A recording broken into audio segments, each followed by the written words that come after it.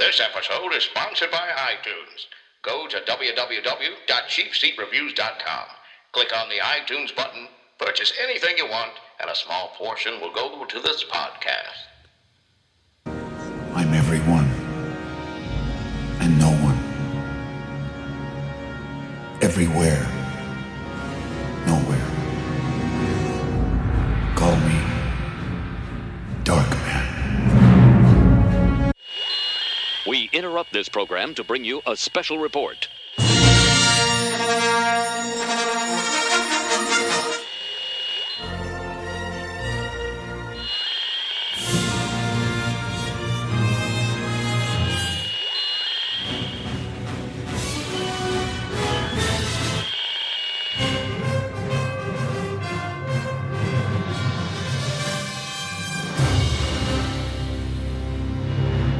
This is Cheapseat Reviews.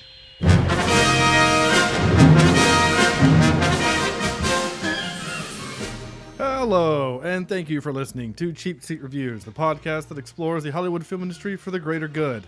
This is episode 101. Woohoo! The start of a new era. Today, we are talking Chadless about era. A Chadless era. Well, he's dead, and it's real sad. No, it's not. Okay. I'll tell him you said that. Yeah. When a crime boss leads a vicious assault on Dr. Peyton Wilder. What? Whoa!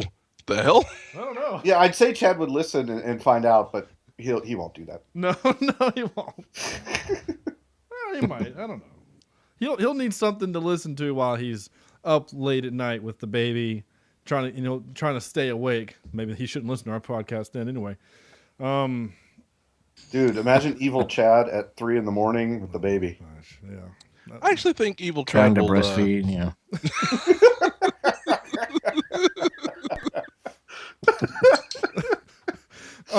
Anyway, if this is your first episode, go back and listen to the first 100. You'll understand that we love Chad, we miss Chad, and we understand that Chad is no longer a part of the show. So we will continue on. Although, in according to his Jen, honor. Chad was really only in about, 40 episodes. Well, he was only awake for about 40 episodes, which is hysterical. Love you, Chad. So I am Sean. Tonight we are doing Darkman. Sorry. What'd you call me? As I try to continue on this intro. I was surprised it took you that long, Corny. Of course, I hadn't mentioned the show yet. I know. So tonight we are talking about Darkman. What'd you call me? I am Sean Allred, and joining me tonight is Andrew. Hand fits like a glove, Jimison. Like a glove? Corny. More Bruce Campbell, please, Logan. No, I do not know who you may be. I do not know what you want from me. I have no money, but I do have skills that would endanger you. If you let my daughter go, I won't chase you. No. But if you keep her, oh dear me, I will find you. You will see. Not only will I catch you, I will make sure that I watch you die. Is that like the Dr. Seuss version? Of Taken? Yeah, it is. It rhymed. That was great. Not my own. I found it somewhere else. No, that's still good though. It's funny though. You were actually impersonating Liam Neeson from Taken, whereas in this movie he didn't have his normal Liam Neeson voice. It was really off-putting, and he was such a weird. bitch in this movie. Yeah, he kind of was. And Sam uses his wooden leg to hold beer, Vector. What else would you use it for? I mean, jeez. I mean, apparently a machine gun was just obvious. Yeah. It was already taken. You know, Although I'm a little confused. confused. I'm a big fan of early 90s Disney cartoons, but the whole duck in a costume was kind of weird. Oh, yeah. You mean not Duckman? What? Actually, Duckman was a cartoon. There was actually a cartoon called Duckman. Are you aware of that? Yes. Oh, yeah, okay. that's what I thought we were watching, right? No, that's not the movie. What was the movie? It's made by Marvel. Come on. Howard the Duck? Howard the Duck. Yeah. Not Howard the Duck, yeah. Or the movie where the duck is in a purple costume and fights crime. Oh, Darkwing Duck. That's what I watched. I liked me some Darkwing Duck. And that dynasty of guys who Yeah, They look like mallards. The Duck Dynasty. They don't look like ducks. Well, maybe they do. Maybe I'm just wrong. I don't know. So let's pull up a comfy chair that's been burnt to hell and dive into this movie. I'll see you in hell. Yeah. This is 1990s Darkman. I hope so. And if you have no idea what Darkman is, fortunately, we have Andrew recorded these nice words for us. When a crime boss leads a vicious assault on Dr. Peyton Wilder, leaving him literally and psychologically scarred, an emergency procedure allows him to survive. Upon his recovery, Wilder can find solace only by seeking revenge against those who have wronged him. He assumes a phantom avenger persona called Darkman, who is able to infiltrate and sow terror in the criminal community. That's a long intro. Okay. Thank you, Andrew, for those kind words, I guess. Now, I just want to correct something. All right. So when I did the intro, I looked this up on IMDb, and it was like 2 sentences, and I hated it, so I didn't do that one. Sure. And then, so I looked it up on Netflix. It was even shorter, so I didn't do that one. And so I just Googled Darkman. Yeah. And when you Google Darkman, this comes up on the side of the screen, like the Google search, whatever. Right. After reading it, I said Peyton Wilder was the doctor's name. Mm-hmm. And then I watched the movie, and it said Peyton Westlake. Yeah. And it really threw me off because I thought I'd read something that was from a wrong movie or something. Right. But apparently they just got it wrong on Google. Good job, Google. You're Yeah. fired. Wait. Google's wrong? You're fired. So I wanted to clear that up before people thought that I was just a moron. Well, No, we don't think you're moron. You read the words that were given to you by Google. There's only so much you can do. That's true. I mean, I could have fact checked, but we don't do that. Yeah, sorry, we sir. don't We do do that not on do this that show. on this show. No, sir. That's for a different type of show. You're looking for that would be into the news category under the podcast. This is for under entertainment, so we can just make whatever shit up we want to. Darkman, 1990s Darkman. Had any of you seen this before this show? I had not. I have not. Sam, are you still with us? If you are, we cannot hear you. Andrew? I had not even heard of it until this. Nice. Well, actually, I take that back. I saw it on Netflix. I put it in my queue because I thought, oh, that sounds interesting, and then I never watched it. So. Okay. Well, I'm gonna try to see if we can get Sam back on this show. I'm not sure what's happening. I don't think you like you called him Darkman. Well, personally. Wait.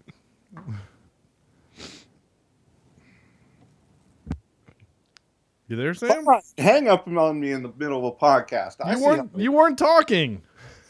I was going to. I tried call. I literally said, "Sam, are you there?" And then nothing happened. Oh, I'm here. Okay, good. Had you seen this before this show? No, it's my first time. Oh, good. So this will be interesting for all of us. So Andrew, for those of you who don't know, who haven't listened to the first 100 episodes, which you should, by the way, because those are awesome. This is the part where I kind of ask for our initial impressions of the movie. We kind of give a quick overview, and then we dive into the meat of the movie. So, Andrew, your initial thoughts, sir? Okay, admittedly, I watched this twice, and the first time, I did not like it at all. I was bored. I thought it was dumb. It was really cheesy and over the top. And then I, researched it a little bit more and found out that that's kind of what Sam Raimi wanted. So I found that maybe I should watch it again and actually put the CRS, what is it? Can't remember. Cheapseat Reviews. CSR. Oh, okay. CSR. Yes, those glasses, whatever they are. And so I did, and I like it a little bit more the second time. All right. Okay, good. Corny. I have never seen it before, and I actually had high hopes going into this movie. Sam Raimi has been very kind to me in my years, and I thought, hey, you know what? This might go well. And of course, the movie started, and I saw Danny Elfman name pop up there, and I thought, all right, here we go. And And much like my prom, this was a big letdown. And yeah, I didn't hate the movie, but man, I did not want to do this. It's not. I mean, it's not going to be awful in terms of rating, but yeah, it's so weird to watch Liam Neeson not be badass Liam Neeson, Right. and it's just really hard to watch him do that. And it's not like it was good acting that he was not awesome. It was just everything was weird for me, and I don't know. Maybe I came in with too high hopes. I think that was my issue, but yeah, I got through it. All right, Sam. I'm kind of with Corny a little bit on this one. I went into this movie, Sean, you had described it at one point as the poor man's Batman. Yeah, kind of. So I was expecting the poor man's Batman, and I knew Sam Raimi was attached to it, so I knew there was going to be some quirky, kind of, I don't know, how would you say it, goofy moments? Yeah. And there certainly are, but I didn't like it at all. From the bad guy that was just like ho-hum to, the guy standing on one leg because his leg is used as a machine gun for somebody not else. just standing, hopping. Yeah, hopping. Yeah. Apparently they're a marching band when all the thugs are being marched into the car garage. Did you notice that? They were all in formation. Yeah.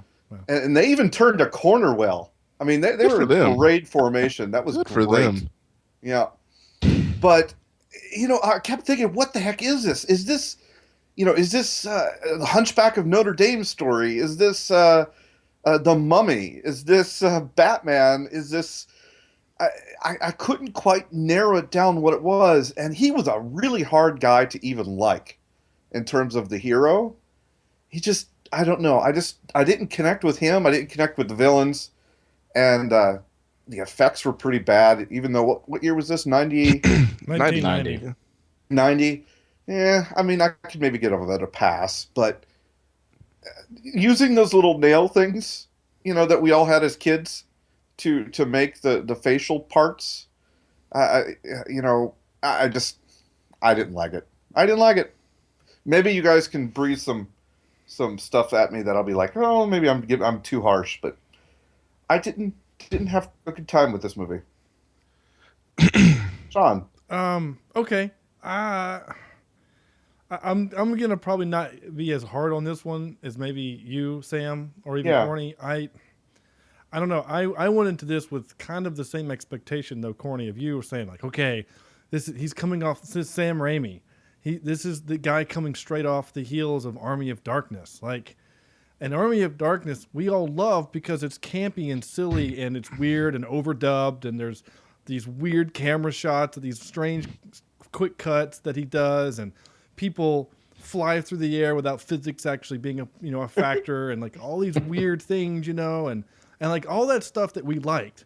And so I'm like, okay, we're just gonna get a bigger budget version of that, right? And Darkman is his own creation because he didn't get to direct Batman. He wanted Batman, and he couldn't get the rights to it. So then he wanted to do. There was another one he wanted to do. The Shadow. Yeah, The Shadow. And then he couldn't get the rights for that, so he's like, well, I'll just make my own hero. And he creates this Darkman hero who is basically just, he's all burnt. He's a poor man's Batman. Well, he's not just poor man's Batman. It's just that Batman has training and obviously the money and the gadgets. And Batman, though, is fueled, initially motivated by revenge. He's ultimately out to do the good thing, right? This movie is just a revenge movie, right? It's just payback. He's just burnt to hell, and he has cool Mission Impossible masks, but he doesn't really have a particular set of skills. No, not at all. Actually, he's just he has no pain, right? Right, which basically makes him a Bond villain, but more or less. Yeah. And he can make masks from Polaroids. Right, which is a cool scientific-y kind of a thing in a warehouse. Mm-hmm. Which I thought that part was kind of neat, but is that what the cool thing about that whole sequence is? What's that? We can technically kind of do that now. Yeah. Oh yeah. 3D printing. Yeah, 3D printing. That was like my second note. It was like, holy crap! In 1990, he had a 3D printer. That's awesome. And even that goofy CGI hand floating around, whatever, like that was whatever. I didn't. But I kept waiting for it to get to that point where I was like, yeah, this is it. And it never got there, you know? Like, you know what I'm saying? Like, there's a moment. I keep going back to like Tucker and Dale versus Evil or The Frighteners, like these movies that are Hot Fuzz, like those movies that I really loved because of this podcast. Like there was a moment of Hot Fuzz where I was like, oh, here it is. This is the payoff, right? We've kind of gone through this silly comedy, and now everyone's got machine guns, and you know what I'm saying, like in Hot Fuzz, Yeah. Or, just there was Grandma has the shotgun or whatever that was at that point. right? Like we never got the payoff in this movie, like the climactic fight scene. He's hanging from a wire on a helicopter, which was a cool stunt that we saw later on in The Matrix, but. The only reason why he lived is because the bad guy's inability to kill a dude that they have completely helpless. Yeah. I mean... He's shooting down. Straight down. Well, with multiple guns and a grenade launcher. Well, let's forget that part. You just stick him in traffic. You just do to him what you did to Sam Raimi's brother. You just dangle him in traffic, yet somehow he kept dodging trucks. And... There was so many better ways to have done to kill him in that particular instance. Heck, just fly up really high and then cut the wire. Yeah, I mean, or just fly up really high and let him, die of oxygen deprivation. Yeah, that helicopter could probably not go that high, but yeah, I mean, but no, I was right there. I was like, this is going on way too long for this to be, but what it is. But it gave us a couple of really silly gags, like. He's screaming at the police helicopter, which, by the way, this city is devoid of cops except a police helicopter. And the only reason why we even had the police helicopter was to show that the bad guy, Durant, is so evil that he's willing to shoot a grenade launcher at a police helicopter.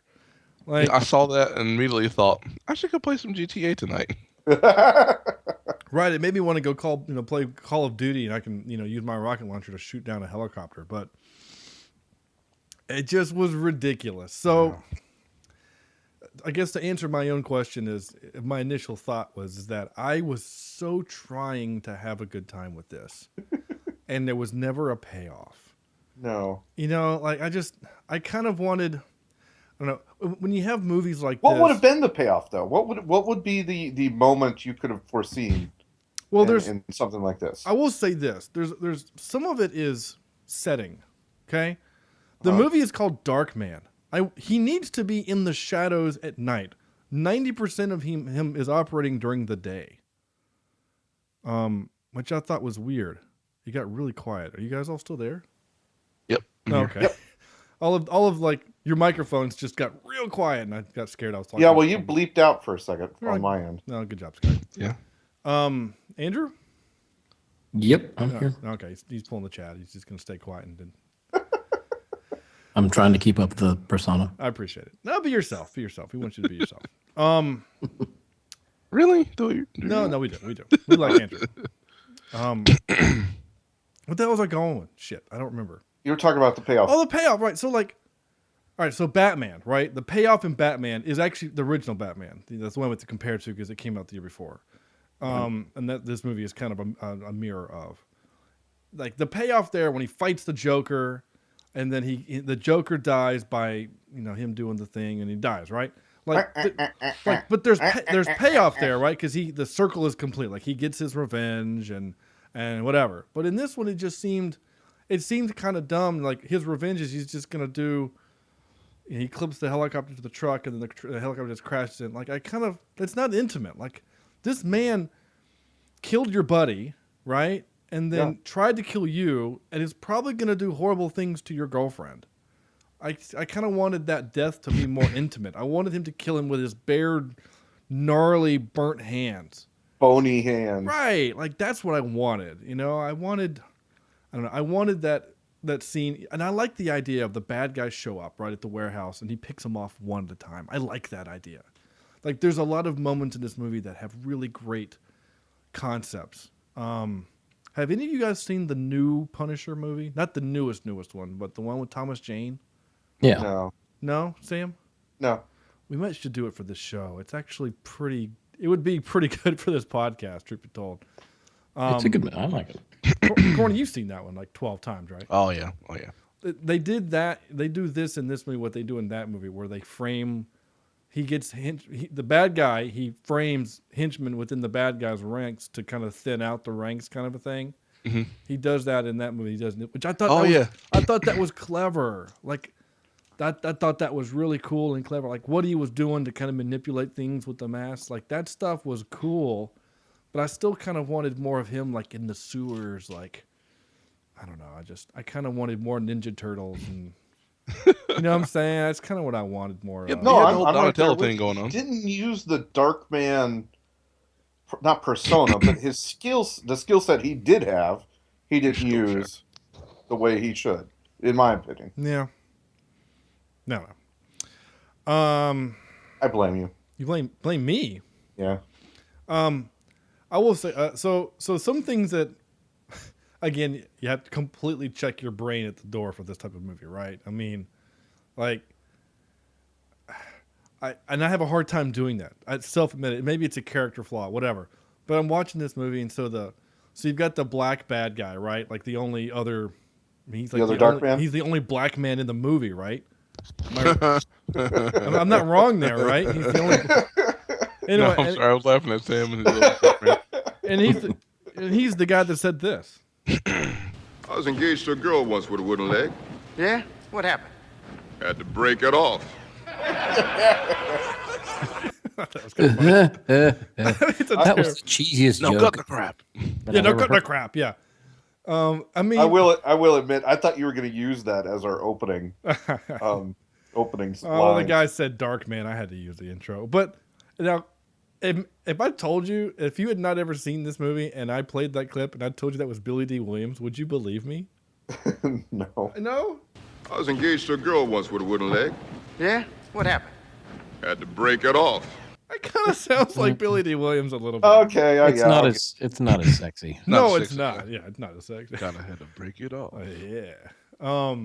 Yeah, his inflections are a lot slower. Yeah. But anyway, so the bad guy, Durant's whole plan is he knows he's going to go into a warehouse fully surrounded, and his whole plan is to use Wooden Leg McGee and that machine gun. Like, yeah, wasn't that convenient that guy was such an expert shot that he shot like 30 people with other machine guns before they were able to shoot any of them? It just was so bad. Like, all of them should have died.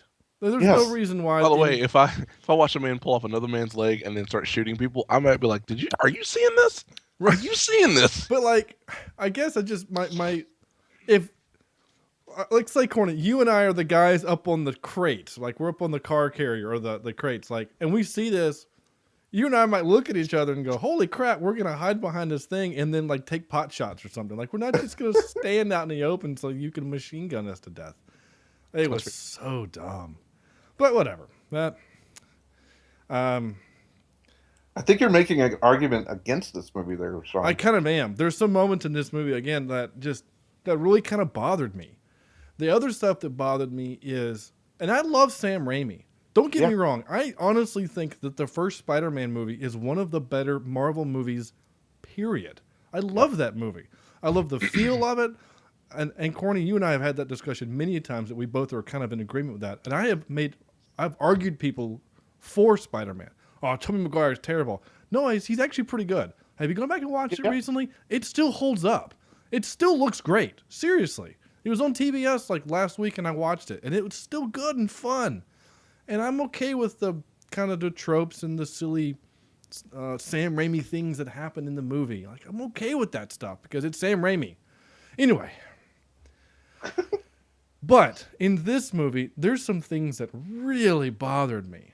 And feel free to jump in if you guys have those moments too. I was completely just WTF moment. He gets blown out of the building, right? I mean, they overkill him, and they don't actually kill him, but they overkill him. And then he gets ejected. Overkill. Like from Top Gun, right? He gets ejected out of that building into the water, right?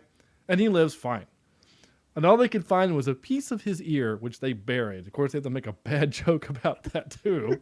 That was a big hole for an ear. And I hear you. Oh, nice. For a tiny piece of an ear, that was a big hole. Yeah. So here's my real problem with that, right? So they just go ahead and bury the ear. He's dead. Did we look for him? No. Did we look in the river? No. Were there any burn victims that showed up on the river? Yeah, there was a John Doe they pulled out of the river that night, and he's burnt to death. He's got burned all over his body. Should we check that out? No, I'm pretty sure that's not him. Should we get the girlfriend to identify him? No. We're just going to stick him into this, Wheel of Fortune room where that woman can stab him in the leg with pins. Yeah, what a bitch. What kind of doctor just stabs her patient? He feels nothing. Watch this. See, I can keep doing it. I'm going to carve my name. I was actually expecting the whole Mr. Deeds, why would you do that? Right. I'm just kidding. I'm just kidding. Touch it. No, it's gross. I know it's gross, but you got to touch it. It was so bad. It just... So that really bothered me. That really bothered me. And because that just... I know you need to kill, quote unquote, kill the character. Like, I understand that. You need to... Neil McDonough was in this? Doc Worker number 2. How about that? Sorry. I was looking for the burn doctor lady. Jenny... Ruffalo. Aguilera. Agutter. I don't know. She was in... Oh, my gosh. She was in Avengers and Winter Soldier. Marvel. Councilwoman Howley. Oh, she's the councilwoman. You know what I'm talking about? She was the one that the what's her name? The Black Widow. She impersonates her and then she pulls the mask off at the end. That's who she portrayed in Captain America 2. Anyway, there you go. But she was a bitch. But it was supposed to have been Kathy Bates. Could you imagine Kathy Bates stabbing him in the leg? That would have been funny. After having seen Misery, yeah, that would have been hilarious. We've been like, oh, look, she did it again. Anyway, so that really bothered me. Oops, I did it again. I stabbed him in the leg. The other thing that really kind of... So the bad guy is a trope, right? We're trying to build something great by doing something bad, right? That's a complete trope. And he owns the police. Again, that's a trope. But here's my problem with him also, the head bad guy, right? Who's basically the bad guy from RoboCop, right? So Frances McDermott, again, we love her in Fargo. I don't think she's very attractive, but she's great in Fargo. She reminds me of, she would be like an ant. Yeah. It just... I don't know. She looks like she's 10 years older than Liam Neeson. Yeah. She's not trying to be mean to Frances McDermott. Oh, ageist. You're such an ageist. She's a fine actress. I just don't find Golly. her. As Angry Scotsman would say, no one from this time period was attractive for some reason. That is the truth. So it's really strange, isn't it? Like there's very few. Anyway, so let me get this straight, Frances McDermott. All right, you're in love with this man. He asked you to marry him, and you're thinking about it before the house, before his factory blew up and he went into the water, right? And then you're grieving. You're the grieving attorney, right? Who like the day before accused this guy of bribing officials and bribing other people, and he admitted to the bribery, right? He has admitted, I'm a bad guy. I did this thing because I wanted to, right?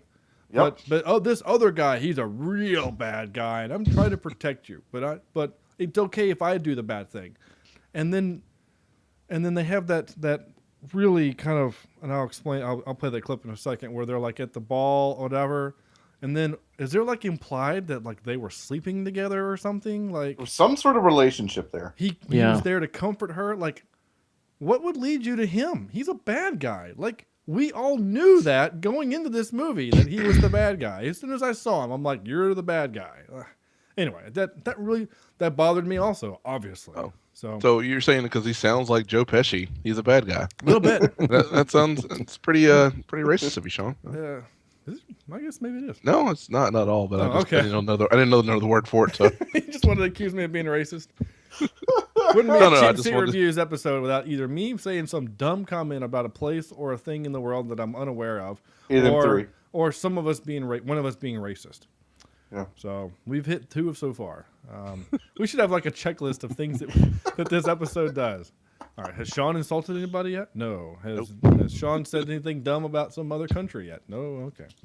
No, has Corny confused some word as you call him some name? Right. Yeah. No, that has happened. That has happened. Yep, Has Sam argued with Sean about nothing in particular? No, nothing yet. No. Not yet. Nothing and everything. There's nothing and everything yet. Sam argues with nothing And Sam everything. argues with everything. He is Sandman. Sandman.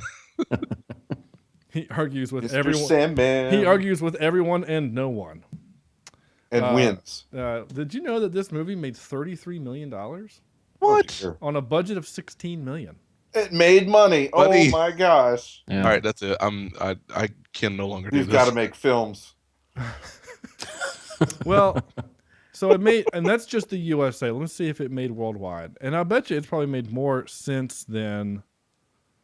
Yeah, there's definitely a cult following with this. Yeah, we gotta find it. Worldwide, it made almost $50 million. Worldwide on a $16 million budget, and you can kind of tell some of that green screen stuff was real bad. Real Yes, it bad. was. When he was flying on that helicopter, that was bad. When she was standing I guess outside the store, and then it turned into the grave site. Yeah, That was terrible. that was Yeah, awful. why'd they do that? I don't know. You have to ask Uncle Raimi. I don't know. Oh, I don't know what to tell you. And then the same shot of L.A. that they kept cutting to with the terrible clouds and the rain and Are we doesn't rain in LA. Are we sure it was L.A.? I think it was. Did they ever say L.A.? Because they filmed it in Canada.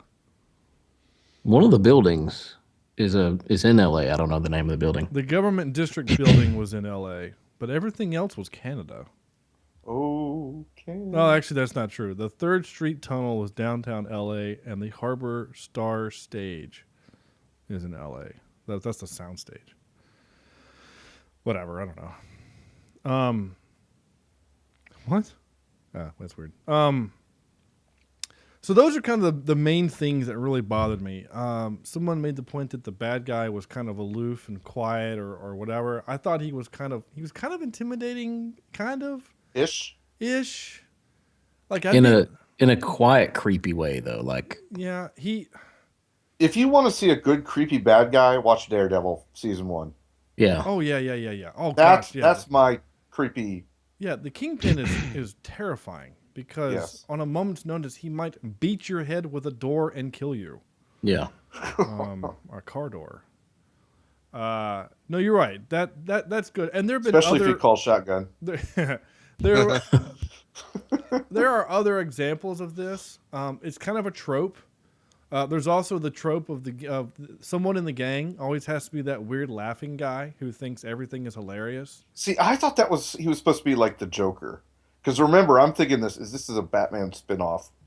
I'm expecting that to be the Joker side of things. I don't know. They didn't explore that particular person's character. No. He was just a henchman who laughed a lot. But I mean, like, remember, like in At least he got to laugh. The other guy got to bounce. yeah, it's true.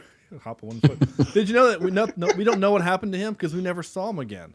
No. Yeah. Like Maybe they took his leg and left him to catch up, but Well, he you know, never caught up. It was really dumb. So like they show up at his warehouse, right? And they've got hopping leg dude and leg machine gun. And I thought the whole purpose of that is for the surprise.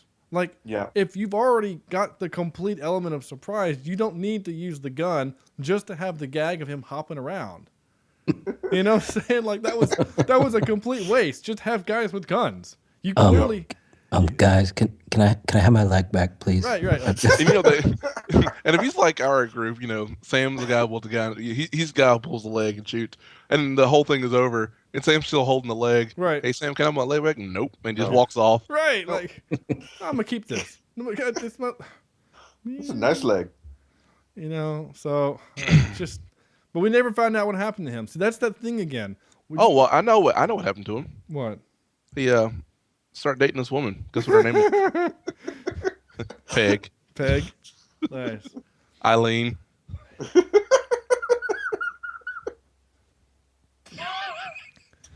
You know what? We can make this the thing, right? You know, because we've talked about this before in movies where you have like a character or a thing that they introduce and then just disappears. You never find out what happens again. Yeah, there you go. They can be the hopping man. That's what we'll call it. There you go, the hopping man. The hopping man. What happened to the hopping man? We don't know. That's gonna be that's gonna be a thing. It's gonna catch on. Maybe he was the helicopter pilot. I think you need 2 legs to be a pilot. I kind of do. I'm a pilot. I can fly. Sorry, buddy. Diabetics need not apply. Ooh. Oh. I mean, I think Jay Cutler could probably fly. He's diabetic.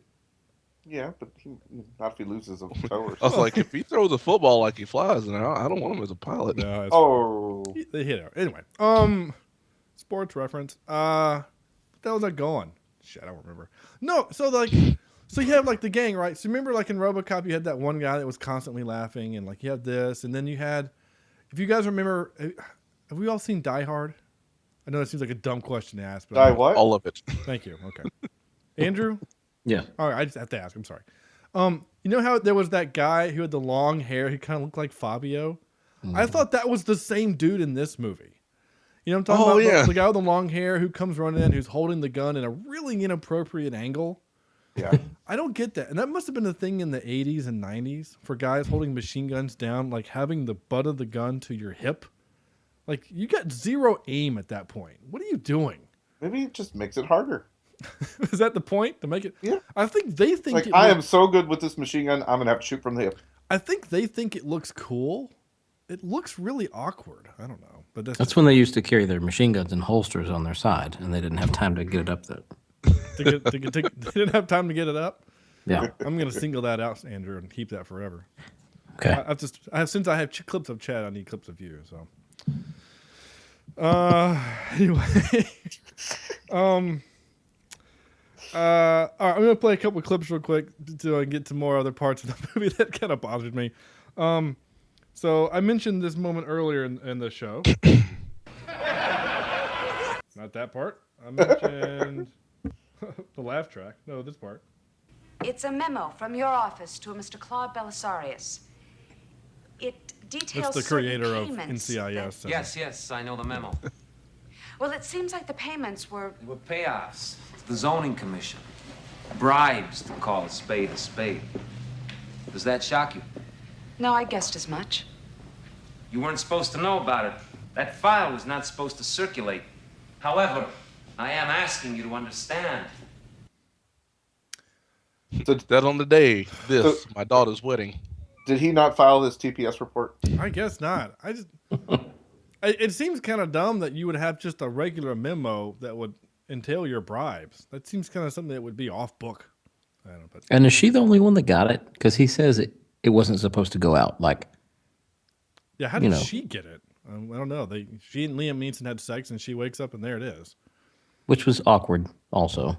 There was supposedly like more sex scenes, like after he had been burned, like when he was Darkman. They were supposedly filmed like sex scenes between the two of them that obviously didn't make. Gross. Yeah, kind of.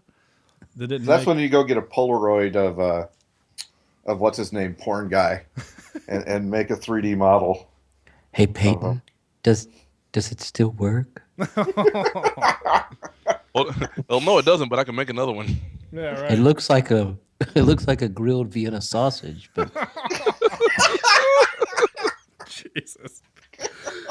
Oh my gosh! Have you guys seen the R-rated version of the Deadpool intro? Yes. Yes. And when him and TJ, what's his face, are like, your face looks like an avocado had sex with an older avocado. Yeah. And there's a couple of like the R-rated versions that are in there that are really funny. That's what it reminded me of. We need an explanation of his superpowers and why he's kind of whatever. So yeah, they didn't establish the rules very well with that. Well, here you go. Here are the rules. There are serious side effects to this operation. When the body ceases to feel, when so much sensory input is lost, the mind grows hungry. Starved of its regular diet of input, it takes the only remaining stimulation it has, the emotions and amplifies them, giving rise to alienation, loneliness. Uncontrolled rage is not uncommon. Now surges of adrenaline flow unchecked through the body and brain, giving him augmented strength, hence the restraints. Yeah, that sounds real and sciencey. Yeah. Well, doctor said it, so it has to be true. Yeah, she was wearing a lab coat and she stabbed a guy, so clearly she knows what she's doing. I don't know. I guess I would have been, and this sounds, again, we just, coming from Batman world or whatever, I would have been more okay with whatever chemicals that he was using gave him the strength. Yeah. Like he was, the chemicals he was using to make the skin, in order for it to hold up, it was like a concentrated dose of like adrenaline or some kind of steroid or something like that. I would have been more okay with that than they stopped the pain sensor and therefore the brain takes over and makes him stronger. I thought that was kind of dumb, but whatever. I kind of like the realistic approach to super strength and stamina. Yeah. I mean, I appreciated that, but for the most part. I mean, yeah, you're right, Corny. I mean, they don't really get into magic in this. There is no magic, really. Not like, I mean, heck, Batman has some kind of magic because all his toys can do whatever the heck that he wants. I mean, his car is indestructible. So there's some kind of magic there. And there really isn't in this. It's fairly grounded in pseudoscience reality, even though they just made the science up. Creepy guy talking. Julie, I'm sorry I mentioned that. Believe me, I understand how you feel. I really do. Unfortunately, there's no cure for grief. But there is something that eases the symptoms. It's called dancing. Which is a euphemism for sex. That is bad dialogue. Yeah. It's bad dialogue. It was delivered badly, too. Yeah.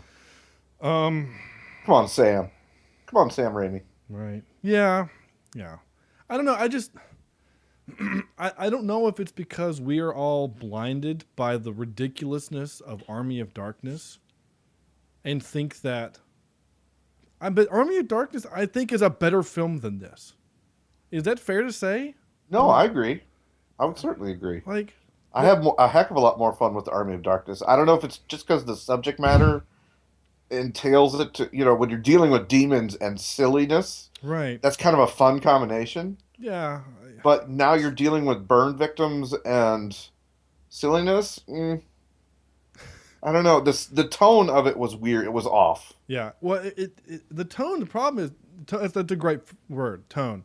It never remained consistent for me. It's like super serious revenge movie. And then he says shit like this. I told you everything! I know, Rick. I know you did. But let's pretend you didn't. Can you even hear what he says? It's hard to hear. Kinda. He says, I pretend you didn't. Right, I can pretend you didn't. He sounds like a pirate. He sounds like Barbossa. But I was like, he sounds like one of the Deadites from Army of Darkness. Well, it's probably the same makeup dude because he looked like like Evil Ash. Like that's what he looked like with his teeth all weird and. That's true. You know what I'm saying? Like he looked like Evil Ash. He kind of sounded like him a little bit too, but like he's waterboarding this dude, right? I mean, that's what he's doing, right? He's waterboarding this guy for information. Which, by the way, that guy he's waterboarding, that's Sam Raimi's brother, Ted Raimi, who's in everything that Sam directs, just like Ron Howard has his dad and his brother and everything he directs. Anyway, and so he's waterboarding him, and then he says that line, which made me laugh. It made me chuckle because it was kind of a funny thing. Like, I'm going to kill you because of what you did to my friend, right? And yeah, so I'm just going to pretend you didn't. And then he sticks him up the manhole cover, and he's up there kind of bouncing around, screaming, and the cars are doing all that weird Sam Raimi like edit, and then he gets squished by that truck. Absolutely squished. And so because of that, I now have this forever.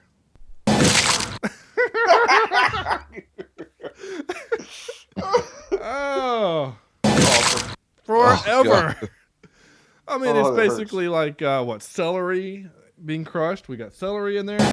Oop. Maybe some other kind of, maybe like a watermelon getting squished, maybe Gallagher style. Yeah. Something liquidy. Oh, something just seems so wrong about that sound. Oh, I loved it. I loved it. It made me laugh. It really did. There was, because that's the thing, Sam. To the tone, like Yeah.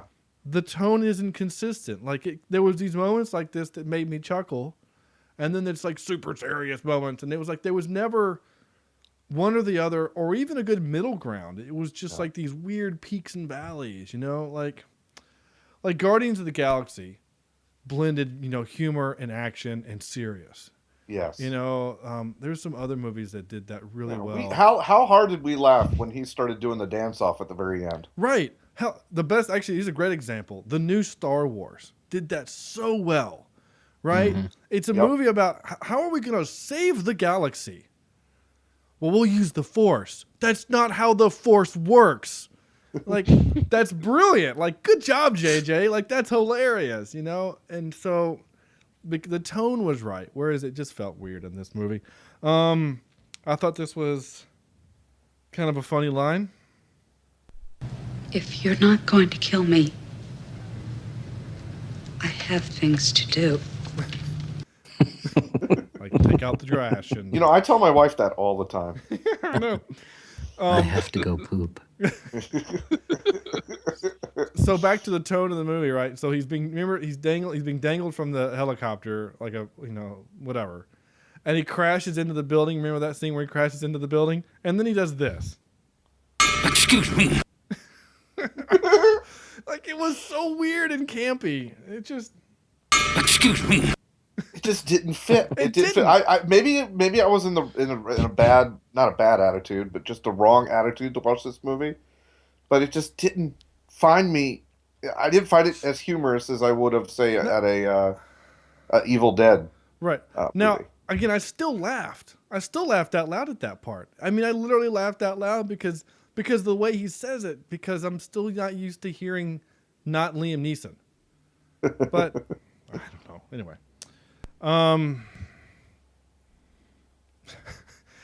Tropes, I wrote the so close I can almost taste it line, which is really dumb. I don't know why I hate that line. I just do. Weather knows what's going on. Corny. Yes, sir. Guess what? What? I gotta get there. Hang in there. We had a...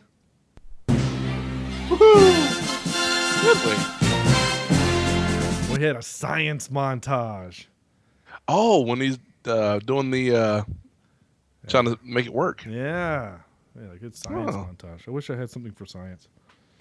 Blinded by science. Play the Bill Nye the Science Guy theme. I think that would be appropriate. Well, I don't have that handy. I'm just trying to think of what do I have. What the hell do you mean you don't have that handy? Listen, dude, I'm ashamed.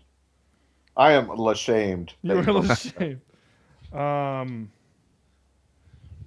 I'll give you this. We had a stupid book. So there's your science into your montage. Because it was a science book. That's what it was. And then bad guy takes money equals death. I thought that was kind of funny. That guy that he, oh my goodness, what was that? Hello, Andrew, you good? I'm back. Yeah, you're here. It sounds like you're sitting on top of your truck. Is that like your refrigerator? Is that your dishwasher or your clothes dryer or something? I don't know. Okay. It might be the refrigerator. I don't know. Yeah. Okay. Well, it's dying away for some reason. That was really weird. Anyway. He's going to get food. The adventures of podcasting. Audible.com. Wait, did you guys have any tropes before I do trivia? Negative, Ghost Rider. Okay. Audible.com sponsored this fine podcast. You can get a free audiobook and a 30-day free trial at audibletrial.com/Cheapseat Reviews. Trivia. Trivia. Did you like that, Corny, that I did to you yesterday on Facebook? Thank you, man. You're welcome. By the way, we got our asses handed to us in trivia the night. Corny posted on Facebook just the word trivia, and then I copied the entire commercial, the Activia commercial with Jamie Lee Curtis, and the response to that. I wonder if your friends were like, what the hell is that? Like, what is wrong with him? Yeah, he was like, "What does that mean?" I don't. And I was like, "No, it's a thing. It's a CSR thing. You have to listen to the show, you'll get it. That's how we get listeners. No, Is that really? I pay people actually. Oh, I just stare at them through a window until they do what I tell them to do. That's what we should do. We should buy Sam bobbleheads, and then or big fat fat heads, and then stick them on windows of people we know. Watch CSR. Watch CSR, or this stays up, or something like that. Sam, you're gonna love this piece of trivia. Bill Paxton was almost cast as Peyton Westlake. Bill flippin' Paxton. No. But according to Paxton, he told his friend Liam Neeson about the audition. When Neeson got the role, Paxton was so angry that he didn't speak to Neeson for months. Really? Yeah. That sounds like Paxton. That's right. Hey, buddy, come check out this audition Hey, brah. Hey, brah. Hey, brah. What's up, brah? What you go check out this audition, brah? It's the wave of the future, brah. You sound like one of the Canadians from from South Park, the movie. Sorry. I love it. No, you're right. What's up, bro? Where is it? Hold on. Hey, bro. There you go. I am so excited that you have that. Oh, no, yeah, absolutely. I need to edit it down into the whole clip. I need to edit it down so all you can hear is, hey, bro. There you go. We need more of that in our lives. You're living dangerously there. I know. Yeah. Anyway, no, that's that. Director Sam Raimi wanted Bruce Campbell to play the lead role, but the producers were uncertain that Campbell could handle the part. Are you flippin' kidding me? This screamed Bruce Campbell.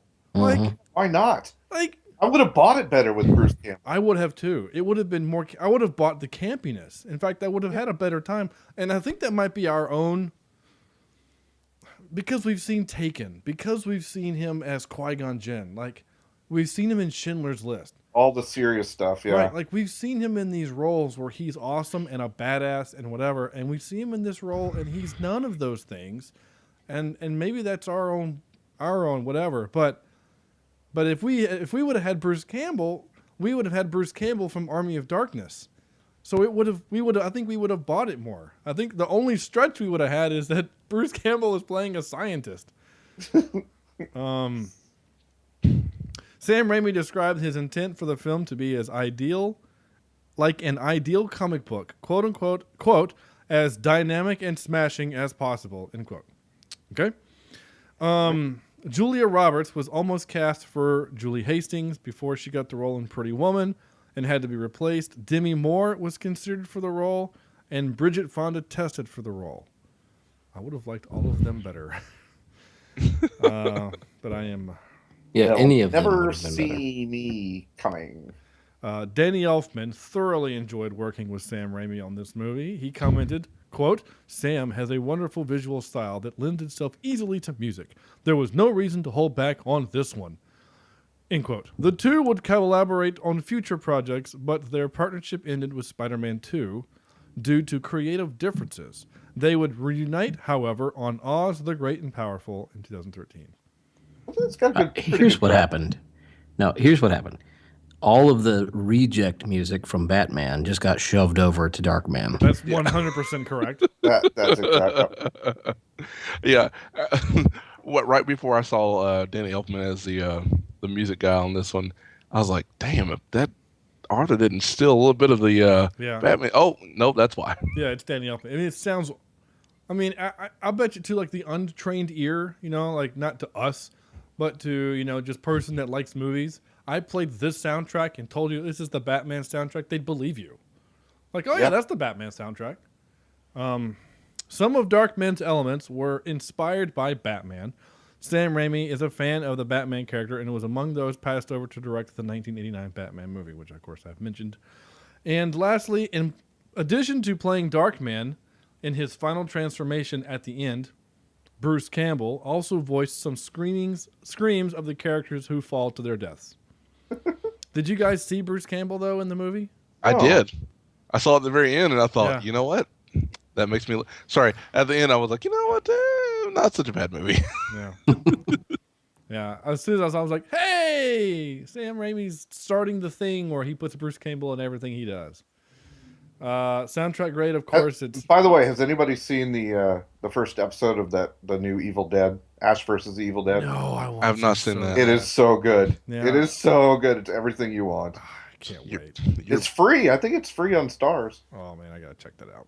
Yeah. Soundtrack great. I gave it a very Batman-y because good God, what did we learn? Being burnt to death gives you powers. Woo-hoo. And you can explode hundreds of feet above a building and survive. Right.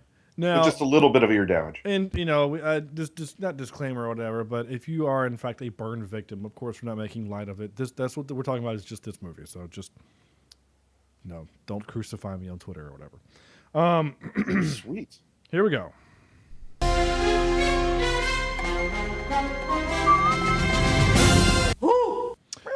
Top 3. We decided to do Liam Neeson movies because, why not? We're doing Liam Neeson movie. So we're taking the best. We're taking the best. It's Andrew. the best around. Nothing's ever gonna keep. Okay. I never knew the words. I just always made that. Nothing's ever gonna keep you down. You're the best around. Whatever. Come on, Billy man. Zabka is the Karate Kid. That's all that matters. Yep. Andrew. Hi. Hey, buddy. Hello. So we are doing top 3 Liam Neeson films, right? That was the intent, yes. Okay. Indeed. All right. I'm going to start with some honorable mentions because I have a couple. Chronicles of Narnia, the voice of Aslan. Yeah. AKA God. Yes. Clash of the Titans. AKA God. Yeah. A different God. Number 3, I'm going to go with Batman Begins. Yep. AKA Undead God. Number 2, The A-Team. No, I got nothing. Really? Yeah. No, I'm really for Corny. I'm surprised. Oh. And then number 1, my favorite Liam Neeson film is Lego Movie. Oh, thank you. Oh, I love him as Bad Cop. He's so great. I honestly think that's the best role he's ever done. I'm kind of with you, and it's in my list. I love his Bad Cop is so funny. I can't do his accent because he's doing more of his weird Scottish accent, like even farther as Bad Cop. It's so good. Turn it, turn it, turn it, turn it, turn it. And then he keeps throwing the chairs everywhere. Oh, it's so great. Anyway. Mommy, Daddy. I can't do it either. It's so good. Yeah, 100% agree. Good job. It's Corny. That's gonna be very similar. I'm gonna go with number 3 as Aslan from Narnia. Mm-hmm. Number 2, Taken. Yeah. I've only seen the first one. I just assumed that everything else was, They're the all same. Retaken. And I'd like to do a shout out to Taken on the Train, nonstop, and also to Taken in the Woods, The Gray. Right. But my number 1 would be the Lego Movie, just because. Oh, yeah. So great. Throwing chairs and always having a chair to throw. Always out there. I mean, he even throws out the chair that's in his spaceship, whatever. Oh my gosh, that movie. That makes me. And you know that Liam Neeson's like 104? Yeah. Yeah, isn't he like 70s or something? I don't know. I'll tell you a second. I got his profile pulled up. Right, yeah. Well, you got to do some math here. He was born in 1952. 1952? Yeah. What day? June 7th. Right before, the day after D-Day. 63. 63, yeah. All right. He looks great for 63. Jeez. No joke, right? Yeah. Don't tell him that. Why don't you date him, Sean? Yeah. If I could, I Whatever. would. actually. Yeah, he's rich and very strong. Yeah, strong cheekbones. Yeah, cut your hand. Or explode. But not in this movie. He doesn't have any cheekbones. No, they melted. Sam. All right, I've got. I agree with Corny's Taken in the Woods for The Gray. That was an interesting movie, to say the least. I haven't seen that one yet, so I need to watch it. It's not all about fighting wolves. So, it's basically a movie about suicide. Oh, neat. My number 2 is Lego Movie. Love it, like everybody else. My number 1 has to be one of the best movies ever made. Hard to get through. Schindler's List. Schindler's List. Yeah. Yeah. Oscar Schindler. Amazing. I thought about putting that on here because he's great in it, but yes, like you said, it's a hard movie to watch. And it is. I've never seen it. Really? Oof. I think you owe it to yourself to see it once. Yeah, you have to watch it. I know the music really well, but I've never seen the movie. John Williams, yeah. That was when I was in high school. I don't remember what network. One of the networks did it. They showed it unedited. Yeah. On TV, and they were like, "Viewer discretion is advised. No small children. This is unedited." Like they were like no commercials, right? And they showed the movie in like every hour or 30 minutes or 20 minutes, whatever. They would just pop back in. Reminder: viewer discretion is advised. And I watched it with my mom, and I was in tears. Yeah. Like, oh my gosh, we did this to each other as humans. Like, what is wrong with us? Yeah, my 3 were I basically just wrote down 5 movies, and I just kind of want to see what you guys did as your top ones. So basically I'll do you guys are gonna kind of hate me a little bit for this one, but he is the best part of Phantom Menace. I mean, seriously, like he's the only good part of that terrible movie. So I'm going to give him a little love for that. It's not his fault. It's a terrible movie. I did like Obi-Wan in that, though. I liked his relationship with Obi-Wan. Yeah. I didn't say Ewan McGregor was bad. I mean, if we can rewrite that movie and get rid of Jar Jar Binks and a lot of the stupid stuff that's just supposed to sell toys, and make their I said you leave me alone. And make the movie more about the two of them, I would have been more okay with that. Anyway, I'll allow it. Thanks, Chad. Andrew. I would say probably Batman. Batman Begins is my number 3. My number 2, Corny. I'm sorry. I love the A-Team movie. I really do. Oh, you know what? I kind of forgot about that. I'm sorry. That's what he meant by that. Yeah, Andrew said the A-Team, right? Yeah. Yeah, I just straight up forgot about it. I like you said it, and I just immediately in one ear and out the other. I like him as Hannibal, and that movie is fun and silly and ridiculous, and I like it. I just the really tank, like it. the tank, the falling tank from the sky. Are they trying to shoot the drone? No, they're trying to fly a tank. I mean, the CIA has rules. Just our rules are cooler. There's just something about that movie I really like. I haven't seen that in a while. If it's streaming, we should do that for this show. No. No. No, I'm kidding. Yeah, we could. Well, if you don't think so, you are the keeper of the list, so it's your call. My number 1 would be the Lego Movie. Has to be the Lego Movie. I love what he does in that movie, and all that. There we go. That's it. That's our show. All right, peace. No emails this week. We spent them all on the 100th. Yeah, we did. We got 2. One for every. We went all out. Yeah, we did. So out of 10, right? That's this part of the show, right? Out of 10. I gotta get my ready. Andrew. Wait, what? I guess I have to get my little sheet here ready. Oh, okay. Because I always write down what we do. Andrew. I wanted to give it higher, but I really just feel like I feel like Sam Raimi wanted to get a superhero movie out so badly that he rushed through it, and things weren't thought through. That was a bad script. For what it's worth, also, Andrew, this went through, 8 rewrites? Oh, yeah. And the Coen brothers consulted on it.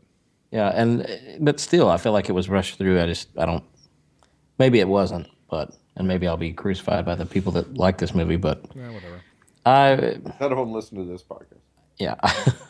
I can't go more than, I don't know, 4.5 pieces of ear.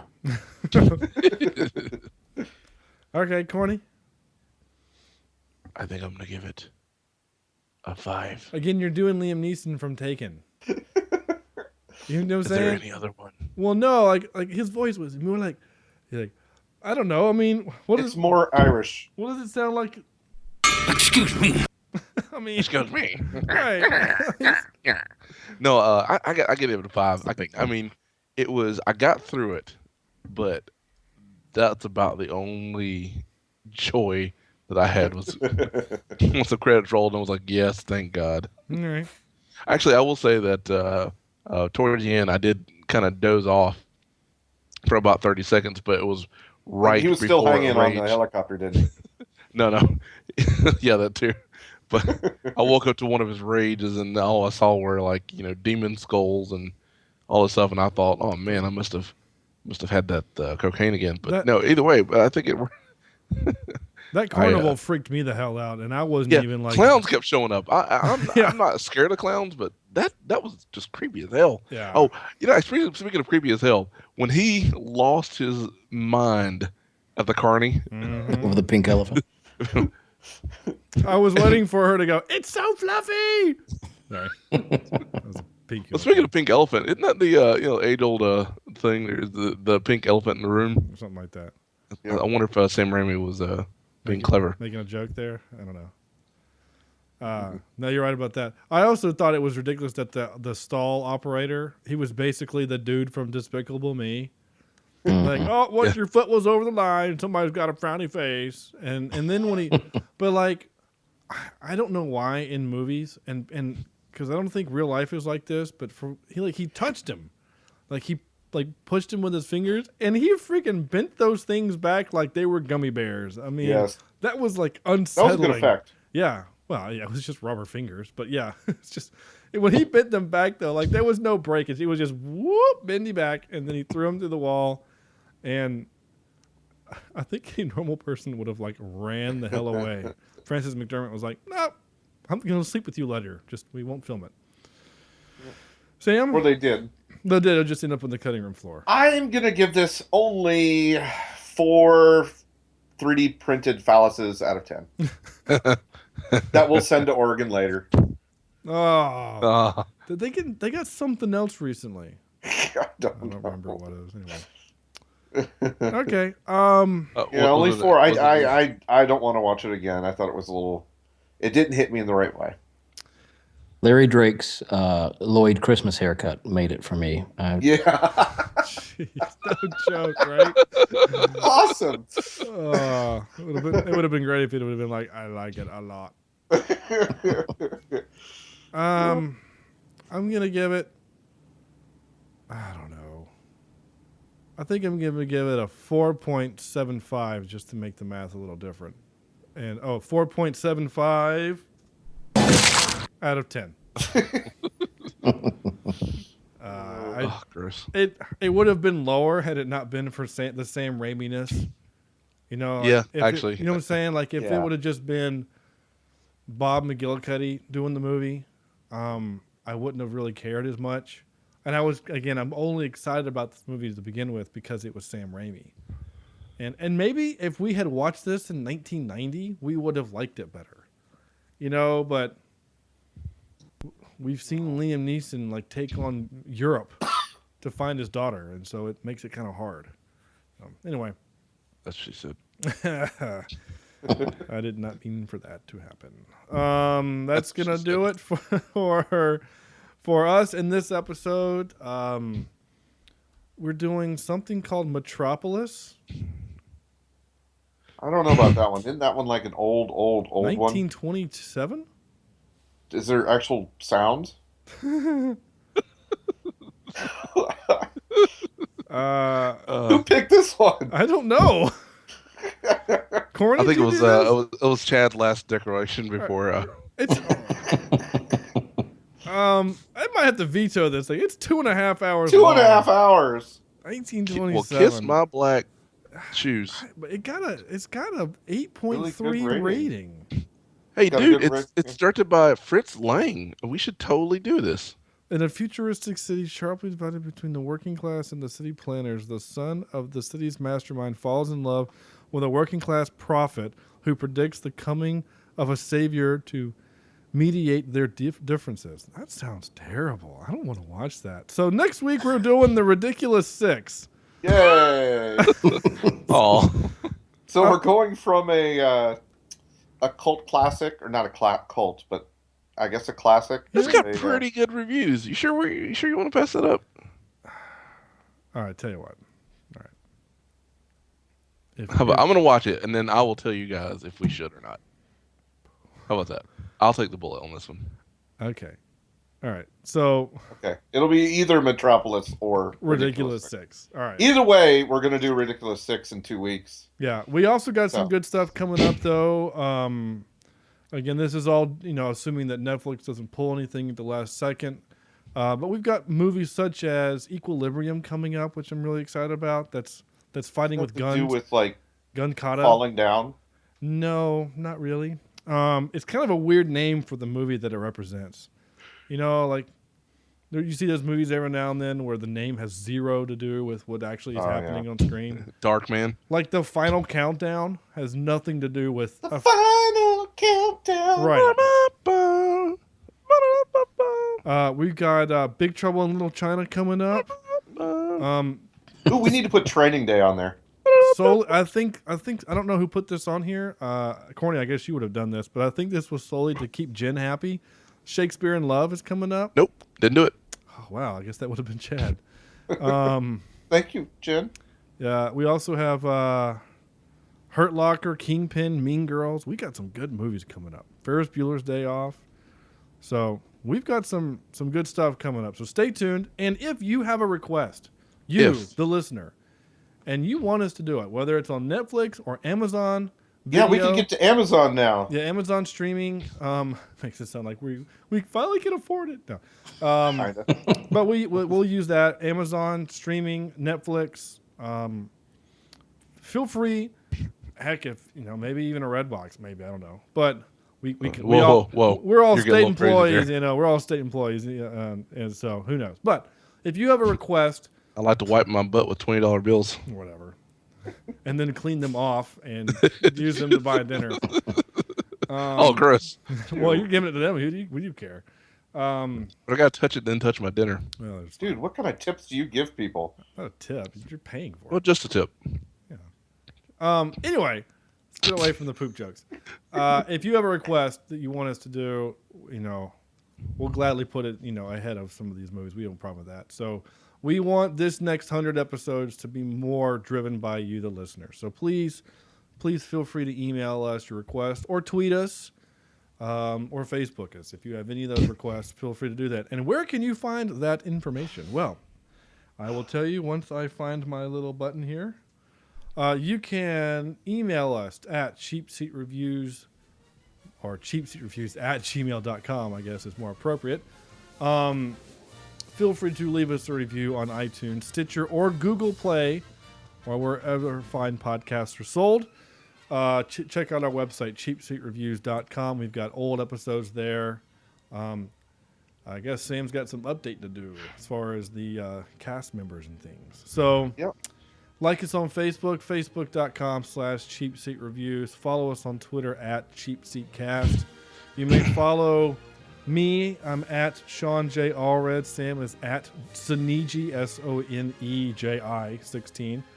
And it works. Corny is, of course, I don't know, I said of course, but Corny is at Johnny Darko 16, and Andrew is at A. Jimison. And of course, like I said, you can send us your emails to cheapseatreviews@gmail.com. Thank you so much for listening. It has been a lot of fun. If nothing else, this episode gave us some good times for an hour or so, and hopefully it will be the same for you. Like we said, it'll either be Metropolis or Ridiculous 6 as our next movie. I guess that's gonna do it for us. So on behalf of Andrew, Corny, Sean, I'm Sean, Sam. This is Sean saying good night. Thanks for listening, and let's make the next 100 or so at least not as bad as the first 100.